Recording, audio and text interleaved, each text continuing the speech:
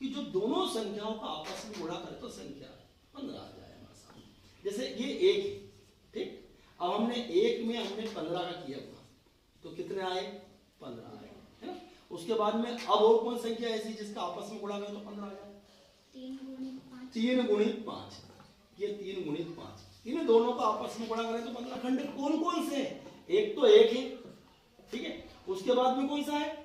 एक 3 है और एक 5 है और एक 15 है। ये 15 के गुणनखंड है, 1 3 5 और 15, ठीक है। अब यदि मान लो हमारे पास में आया है कि हमको 12 के गुणनखंड निकालना है, किसका? ये 12 के गुणनखंड।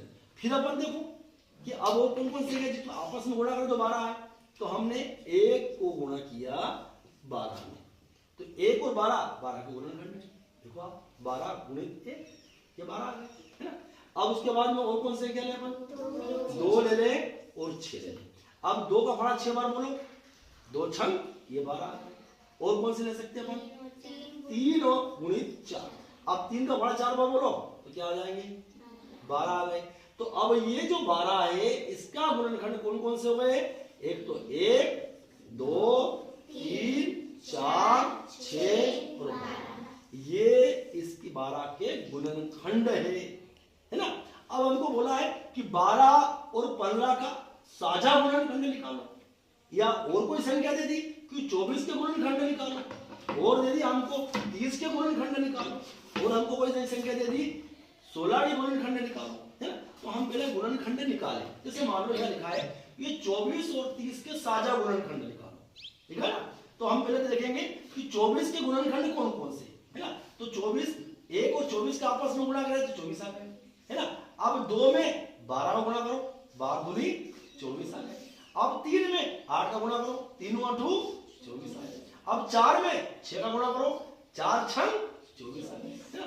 अब अपन 30 का गुणनखंड निकालो। 30 के गुणनखंड कौन कौन से? देखो आप ध्यान से, ये 1 और 30 का गुणा किया तो 30 आए। अब 2 में 15 का गुणा किया 30 आए, और 3 में 10 का गुणा किया, और ये 5 और 6 का आपस में गुणा किया 30 आए। अब हमने ये 24 के गुणनखंड निकाल दी और ये 30 के गुणनखंड निकाल दी, है ना भाई। अब हम ये देखेंगे कि ऐसी कौन कौन संख्या है जो 24 और 30 दोनों में है। जब हमने 24 का गुणनखंड निकाला तो उसमें भी है, और 30 का गुणनखंड के लिए निकाला तो उसमें भी है। तो कौन कौन सी है? एक तो 1 है, उसके बाद में 2 है, उसके बाद में 3 है, उसके बाद में। तो ये जो 4 संख्याएं हैं ये 24 और 30 की साझा गुणनखंड है। ऐसे हम 30 में भी निकाला, 24 45 का निकाला हमने, ये हमने गुणनखंड निकाला, ये तो निकाला। अब साझा गुणनखंड जब हमने निकालने गए तो केवल 15 है, यहाँ 15 है और ये 1 ही। अब और देखो अपन यहाँ ये 16 और 20 का गुणनखंड निकालो। जब 16 और 20 का गुणनखंड निकालेगा और जब हम साझा गुणनखंड